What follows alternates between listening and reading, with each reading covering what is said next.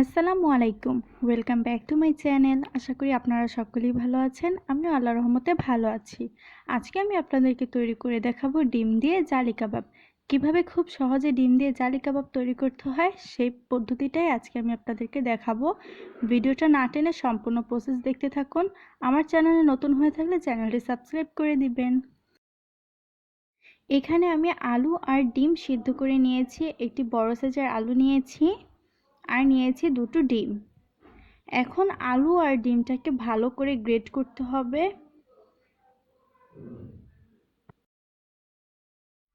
এখানে আমি একটি বল নিয়ে নিয়েছি। এখন আমি এখানে একটি গ্রেটার দিয়ে ডিমটাকে গ্রেট করে নিব।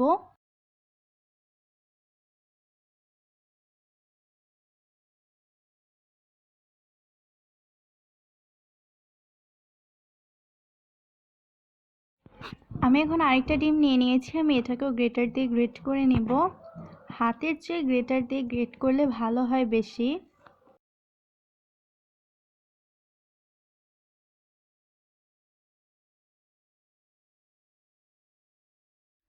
দেখতেই পাচ্ছেন আমার ডিম দুটো গ্রেট করা শেষ। কতটা মিহিভাবে গ্রেট হয়েছে।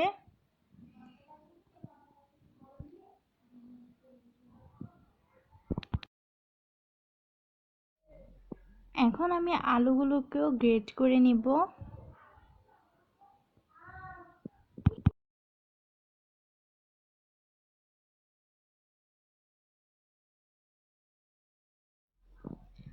আলু ডিম উভয়টাই কিন্তু গ্রেট করা হয়ে গিয়েছে। আমি দেখিয়ে দিচ্ছি কতটা সুন্দরভাবে গ্রেট হয়েছে।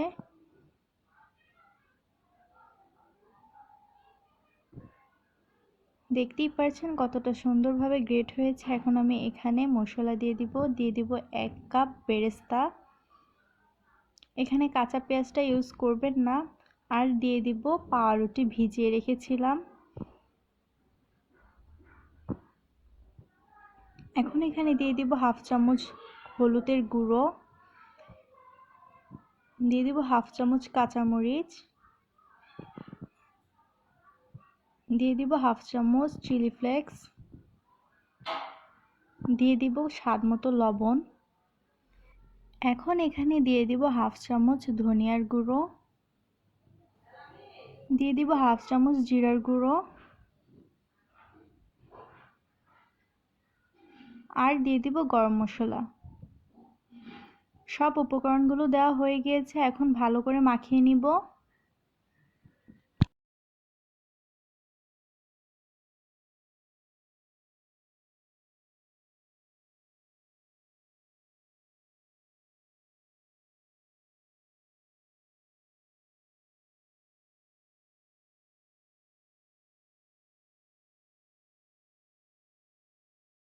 দেখতেই পাচ্ছেন আমার মাখানো হয়ে গিয়েছে। এখন আমি এখানে 1/2 কাপ বেসন দিয়ে দিব।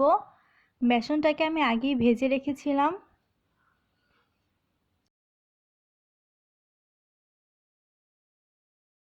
বেসন দেওয়া হয়ে গেলে ভালো করে মাখিয়ে নিব।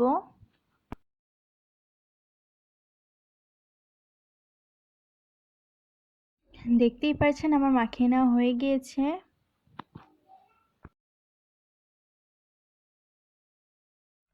আমি হাতে একটু তেল ব্রাশ করে নিয়েছি। এখন আমি কাবাবের শেপ করে নিব।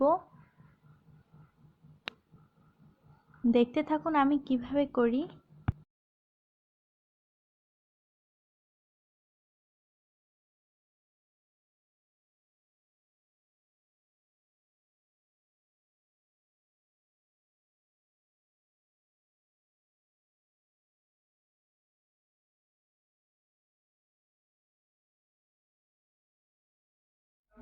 দেখতেই পাচ্ছেন কতটা সুন্দর হয়েছে। আমি এরকম করে সবগুলোকে করে নিব।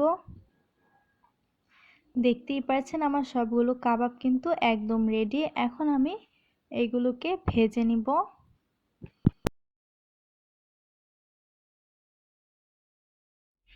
আমি এখানে একটি হাঁড়ি বসিয়ে দিয়েছি। হাঁড়িটি গরম হওয়া পর্যন্ত অপেক্ষা করব।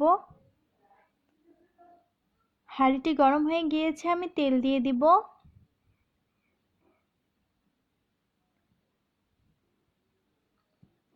এই পর্যায়ে আমি একটি ডিম ভালো করে ফেটিয়ে নিয়েছি। এখন কাবাবটাকে ডিমে ভালো করে নেড়েচেড়ে ভিজিয়ে নিতে হবে। এখন তেলে দিয়ে দিব।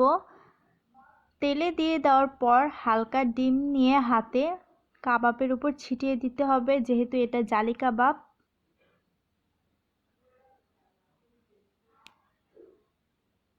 এখন নেড়েচেড়ে নিব।